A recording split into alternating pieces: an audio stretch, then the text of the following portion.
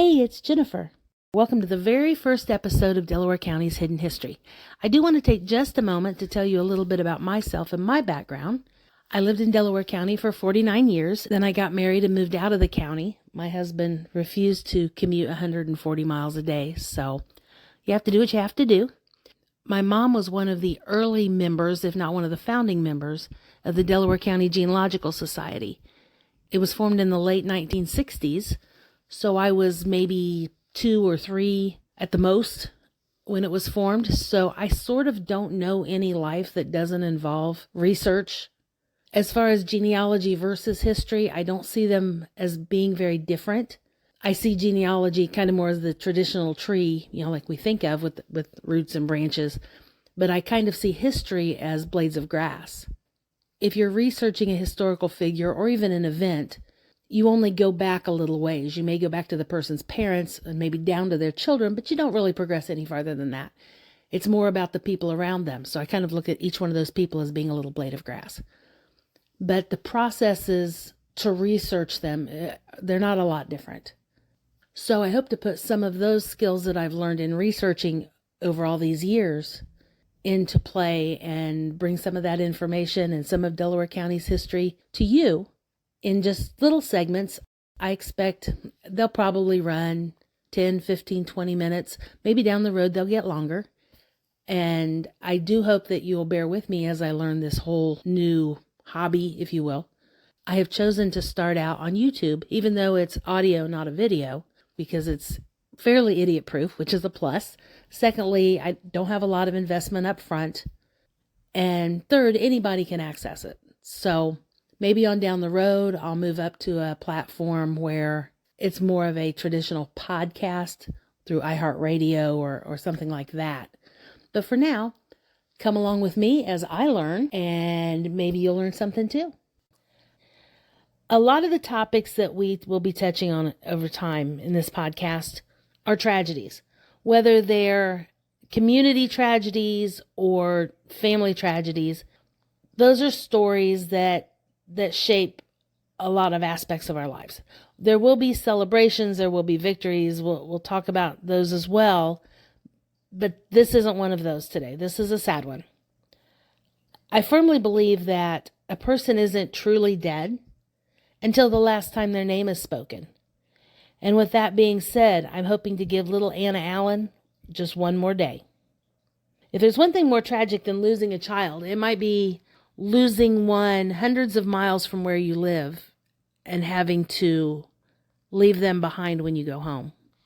I just think that would add an entire additional layer of pain to an already tragic situation. So we're going to be learning about Anna Allen today. She was a little 2-year-old. She was visiting here in Delaware County with her parents, Josiah and Anna Margaret Brindle Allen, and her 4 additional siblings, so it was quite the little group. They had come from Macon County, Illinois, to stay with Anna Margaret's older sister, Mary Elizabeth, and her husband, James Montgomery. They lived a couple of miles south of Muncie with their children. We're not exactly sure what happened to Anna, if she was injured in a fall or some other accident, or if she became ill with something. So many illnesses that we now find so commonplace that we don't even think twice about or just treat with over-the-counter medications were deadly to children in 1880. Something as simple as the flu could kill a child, where now it's, a few days off from school and some, discomfort. But what we do know is that Anna passed away on May 28th, 1880, and returning her body to Macon County would have been complicated and probably quite expensive. And so the family was offered the opportunity to have little Anna buried with James Montgomery's mother. And that offer was accepted. And on May 30th of 1880, Anna Allen was buried in lot 505 in the old part of Beech Grove Cemetery near Rebecca Montgomery, James's mother, who had died in 1875. Her little marker is broken and worn and is in bad shape, but it does still exist. The inscription says, Anna E., daughter of J. and A.M. Allen, died May 28th, 1880, age 2 years, 1 month, and 28 days. So, in doing some research to learn a little bit more about Anna's family, I consulted Ancestry's family trees.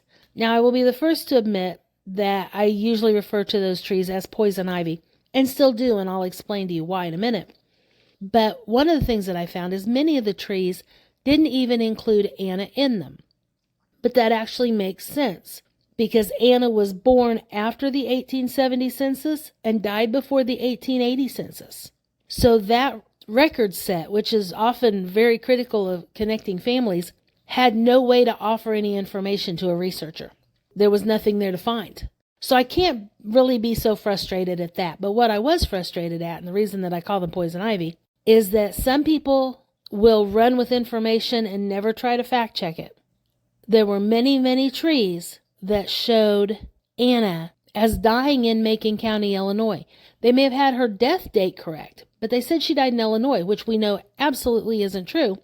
And they likely had no evidence to back that up, because everybody's proof just referred to another tree in a circle. There was never any documentation to go with it. So that is why I refer to it as poison ivy. It's my hope that by having reached out to several of those people who have then corrected their trees, that the correct information will eventually choke out the erroneous information. But we do know that based on her marker being in Beech Grove and a little newspaper snippet in the May 31st issue of the Muncie paper talking about her passing, I am 200% confident that it happened here and not in Illinois. Sadly, little Anna's death was not the last tragedy that would befall Josiah and Anna Margaret. By 1900, Anna Margaret had given birth to 8 children and buried 7 of them.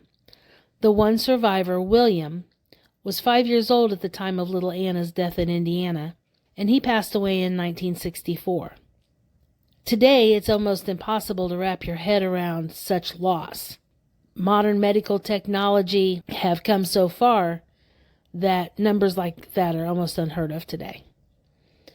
If you're out in Beech Grove Cemetery in the old part, swing by Lot 505 and pay little Anna a visit, along with Rebecca Montgomery and little Anna's aunt and uncle, Mary Elizabeth and James Montgomery, who are also buried there. I hope you enjoyed this week's episode, and I look forward to bringing you a bit of a mystery next week. I hope you stop by and check it out on Delaware County's Hidden History. Take care.